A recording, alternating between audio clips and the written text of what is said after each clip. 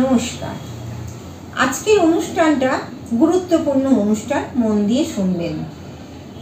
সবার ভালো হোক, সবাই ভালো থাকুক, আসন্ন দিন আমরা যাতে ভালো থাকি সেই অনুষ্ঠান নিয়ে বলছি। বন্ধুর সম্পর্ক ভালো হোক, বন্ধু উপকার করুক, এটা খুব ভালো কথা।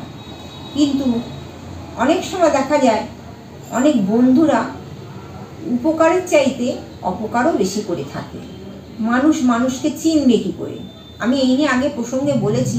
তবে আজকের দিনে দাঁড়িয়ে একটা মানুষ যদি একটা মানুষকে ভালোবেসে তার উপকার করে দিতে থাকে, অন্ধবিশ্বাস, অন্ধ ভালোবাসা, সে কিন্তু নিয়েই যাচ্ছে, ভালোবাসাটা নিচ্ছে, বছরের পর বছর, দিনের পর দিন নিচ্ছে। কিন্তু যে মানুষটা করছে সে শান্ত, স্নিগ্ধ, সরলতা, সে ভালোবেসে করছে, কিন্তু দেখা যাচ্ছে তার থেকে নিয়ে অন্য জায়গায় তার বদনাম করছে বা বিরক্ত ভাব দেখাচ্ছে। যখন সে বুঝতে পারে যে আমি এত ভালোবাসি তাকে, এত উপকার করলাম, অথচ কেউ এসে আমায় বললো আমার বদনাম করছে, ও আমার জন্য কি করেছে, বা স্বার্থ ফুরিয়ে গেছে, অনেক কিছু আলোচনা ভিত্তিক কথা বলতে থাকে। যখন যে মানুষটা এতদিন করছিল ভালোবেসে উপকার, হতে পারে পয়সা দিয়ে, বাড়ির কাজকর্ম দিয়ে, বেড়াতে নিয়ে যাওয়া, ঘুরতে নিয়ে যাওয়া, সঙ্গ দেওয়া, সব কিছু করলো, অথচ তার বদনাম হয়ে গেল, বদনাম করছে, সে জানতে পারলো, সে মনে কষ্ট পেল, সাংঘাতিক কষ্ট পেল। সে তখন আস্তে আস্তে নিজেকে সরিয়ে ফেলে। কারণ মানসিক যন্ত্রণা, মানসিক কষ্ট যার হয় সেই বোঝে।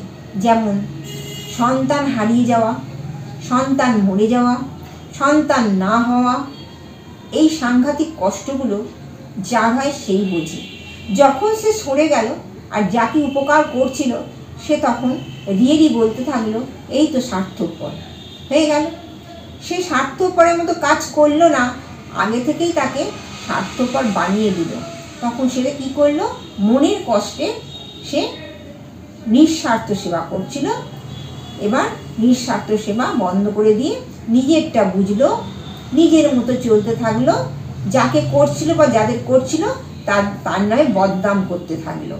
তা আসন্ন দিন আমরা যেটা বলবো, ভালো বন্ধু পেতে গেলে আমাদের প্রথমেই দেখতে হবে যার সঙ্গে যেমনভাবে মেলামেশা হোক না কেন তার মনন চিন্তনটা কেমন।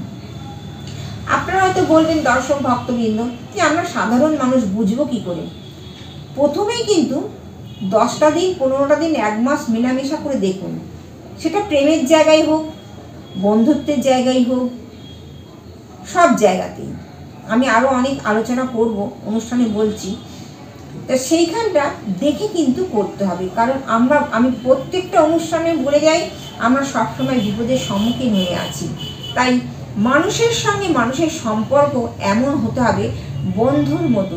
বিপদের বন্ধু আমার সেই বন্ধুটা, যিনি শয়নে স্বপনে, মানে মৃত্যুকালীন যে বন্ধু আমাকে সঙ্গ দেবে, সেই হচ্ছে আসল বন্ধু।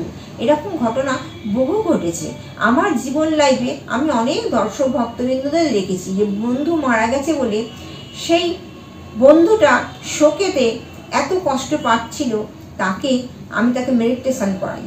মেডিটেশন করাতে মানসিক দুশ্চিন্তা কমে যায়।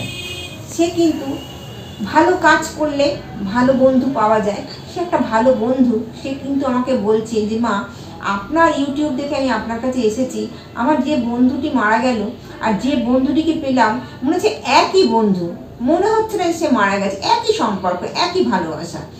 এই রকম বন্ধু যেখানে আত্মার সঙ্গে আত্মার টান থাকবে, বলে না একটা আত্মার সঙ্গে আত্মার টান থাকবে, এইরকম যে বন্ধুটার কোনো আঘাত লাগলে আর একটা বন্ধু আঘাত পাবে, মানে অন্যের কষ্টে সমব্যথী, কথাটা আমরা পড়েছি না, সেই সমব্যথীর জায়গাটাকে তুলে ধরতে হবে। সেই তুলে ধরার জায়গাটাই আমি বলছি যে এমন বন্ধু করতে হবে যে বন্ধু শয়নে স্বপনে সব জায়গাতে আপনাকে সাথ দেবে।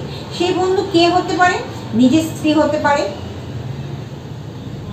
বন্ধু ভাই বোন বন্ধুর মতো হতে পারে, বাবা মা বন্ধুর মতো হতে পারে, ছেলে মেয়ে বন্ধুর মতো হতে পারে, পাড়া প্রতিবেশী বন্ধুর মতো হতে পারে, কলেজের ছেলেমেয়েরা, স্কুলের ছেলেমেয়েরা বন্ধুর মতো হতে পারে।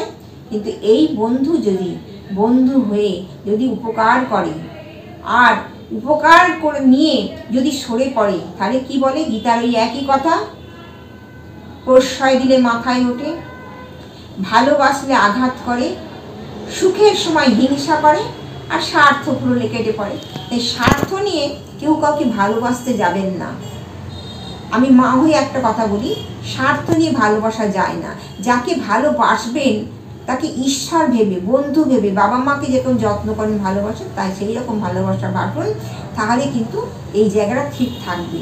কারণ আমরা জীবনে এই দিনের শেষে রাত্রিবেলা যখন শুতে যাই, ভগবানের কাছে প্রশ্নের উত্তর দিতে হয়, সারাদিন কি করলে। আমরা সারাদিন কি করলাম? বন্ধুদের ভালোবাসলাম, আঘাত করলাম না, ভালোভাবে চললাম, আমরা কিন্তু আমার আত্মাটা শান্তি পেল। ভালো থাকুন, নমস্কার।